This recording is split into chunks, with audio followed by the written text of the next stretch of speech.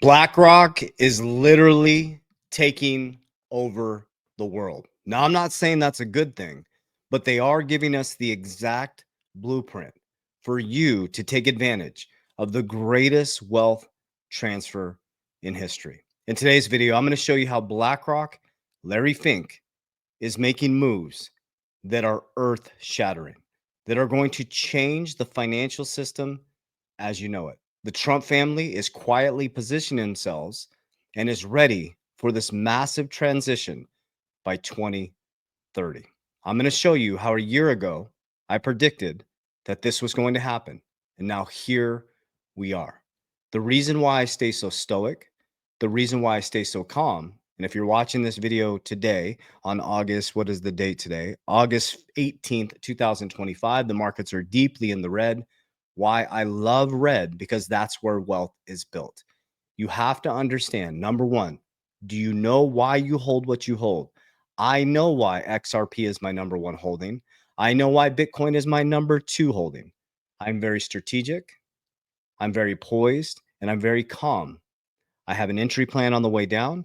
I have a profit plan on the way up, and I have a very, very diverse portfolio that's to build kingdoms and legacy for my family. So on the back end of every video, I share with you exactly what I'm doing from truth and authenticity. So let's dive right into this video. First thing I'm going to show you is I highly recommend you go back and watch some of my older videos. This is exactly 1 year ago. Stay alert. BlackRock and Trump, 1 year ago, I told you this. Okay. He wasn't even president yet. I told you BlackRock and Trump are about to make you millionaires. Okay. To go back, I'm just telling you guys, I'm going to continue to call out what's going to happen. It's very, very easy to do this. And this is how I do it. It's called logical circuit. Okay. This is nothing new under the sun, guys. If you are emotionally triggered every single time the market goes red, your emotions are their profits. We buy when it's red. That's when we get wealthy. And we profit take when it's green. We don't wait for things to happen. We're not going to wait for potential DeFi. We're not going to wait. We're going to position now in the things that we can do, things like cash flow, taking that cash flow, putting it back into deflationary assets, things like insurance so we can leverage. We're constantly moving our money. It's currency.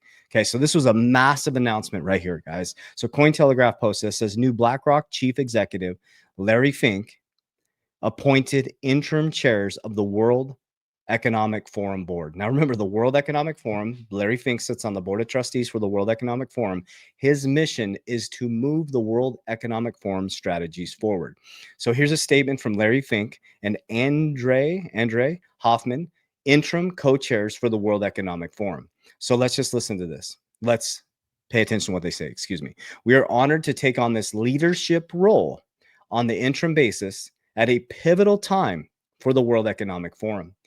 As the organization moves into a new chapter, we look ahead with clarity, purpose, and confidence in the forum's enduring mission.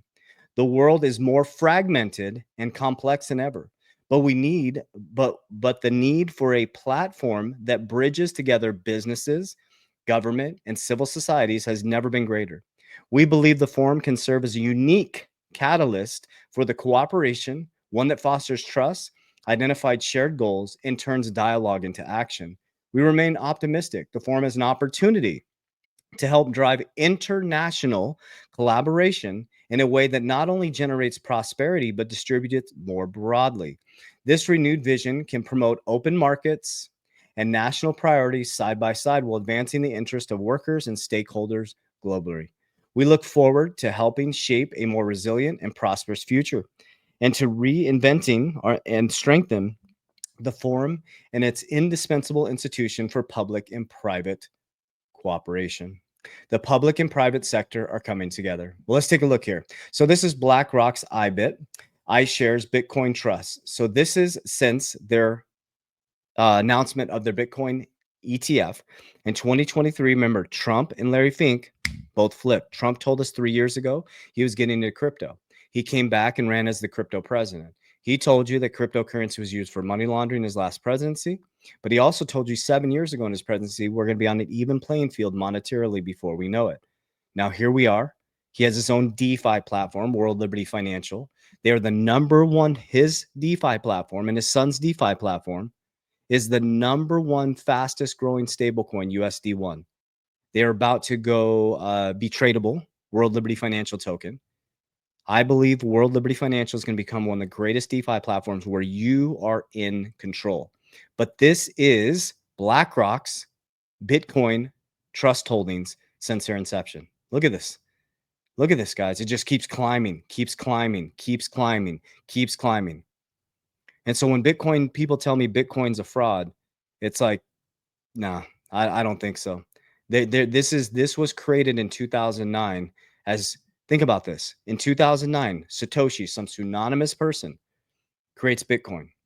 Brazil, Russia, India, China, South Africa work to de-dollarize and says we're going to de-dollarize from the West. And now this Bitcoin thing is being used as a dominant force in the West, specifically America, to fix a sovereign debt crisis and to make us the global superpower along with the stablecoin and the Genius Act. It's kind of interesting, isn't it? And Trump comes back and runs as a crypto capital of the world and the Bitcoin capital of the world. Remember, Larry Fink was a trusted advisor for Trump, and they both flipped their narrative in 2023. It's kind of interesting, guys. Bullish. Michael Saylor's strategy holds more BTC than 75% of the countries hold in gold. Bitcoin is the new digital gold. It's the new digital gold. That's what it is. Okay. But check this out. Strategy has more BTC than the other 99% top Bitcoin treasury companies. Okay. So why is this important? Remember, we're talking about BlackRock and Larry Fink.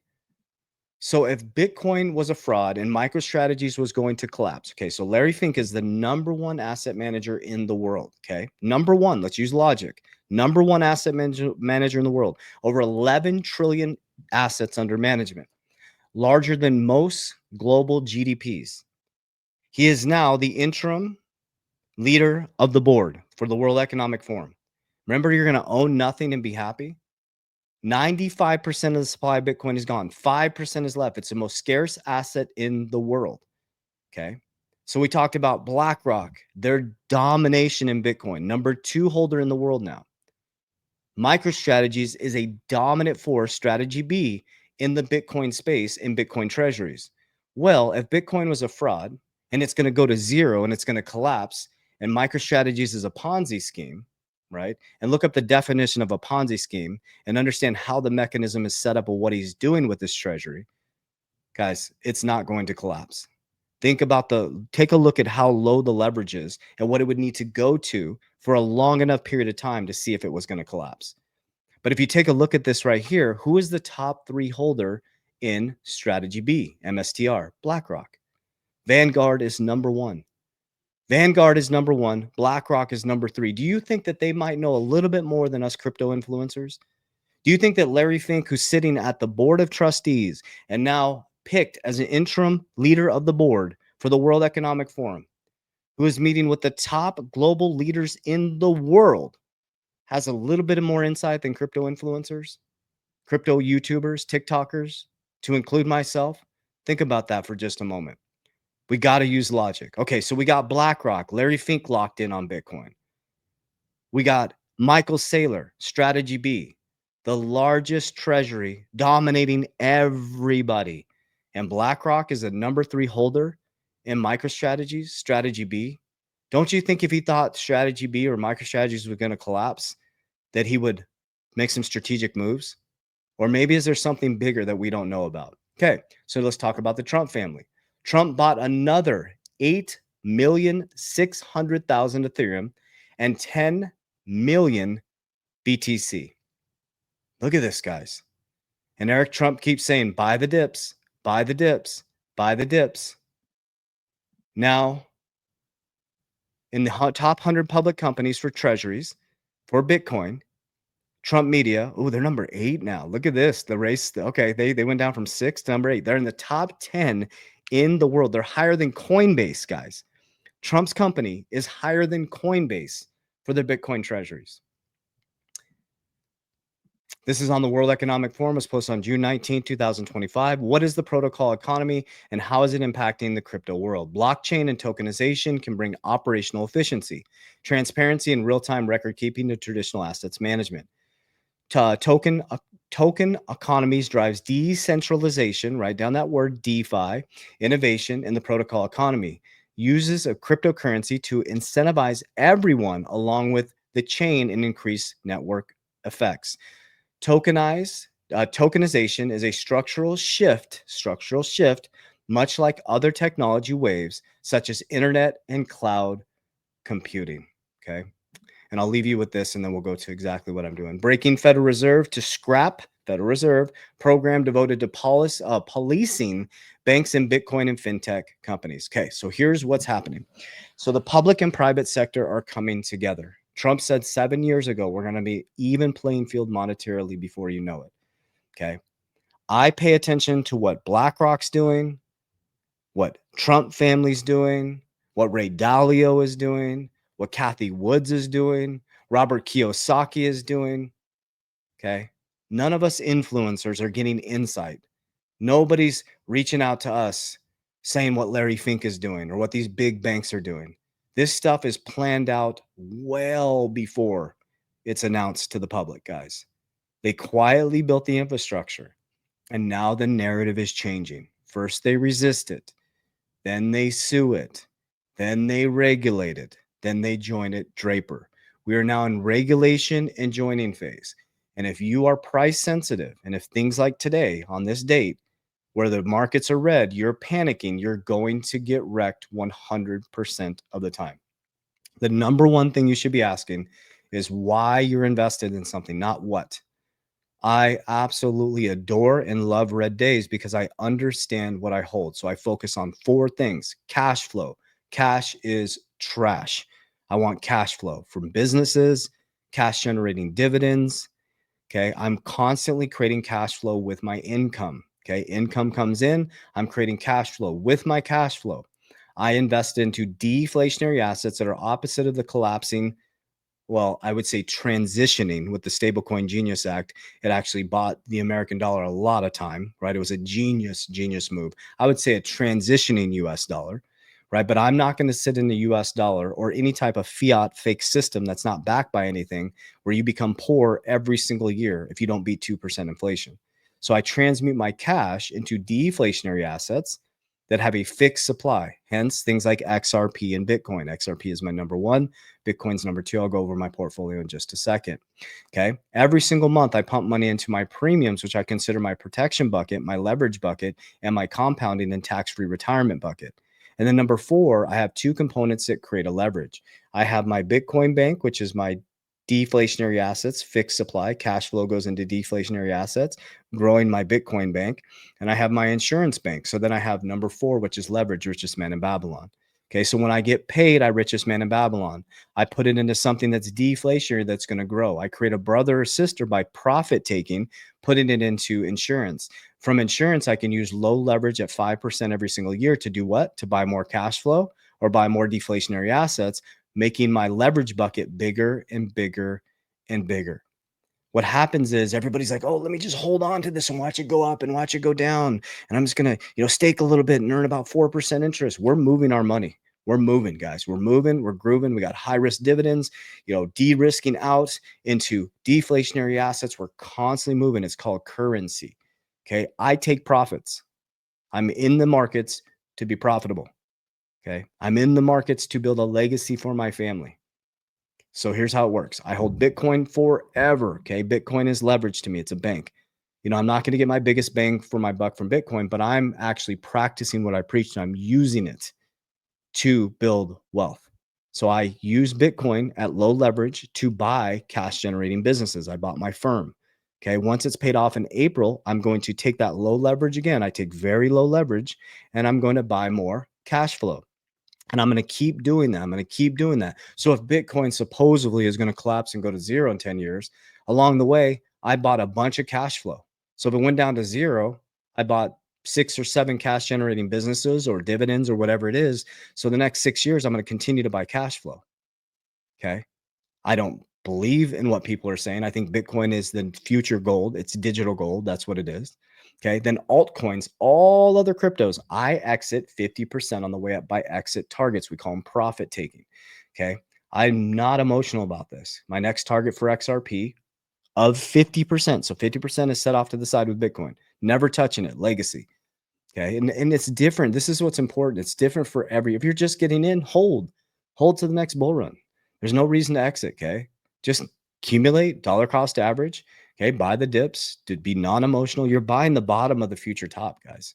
Okay. I was buying Bitcoin at 25K. Now it's at 114K today. I was buying XRP at 17 cents, at 50 cents, at $2.80, at $3. I'm still buying it today, every single day. And when it comes down, I buy a little bit more. It's that simple. Okay. But when I profit take, number one thing I do is I fill my cash value life insurance bucket. Why do I do that? Richest man in Babylon. Because now I create a leverage component.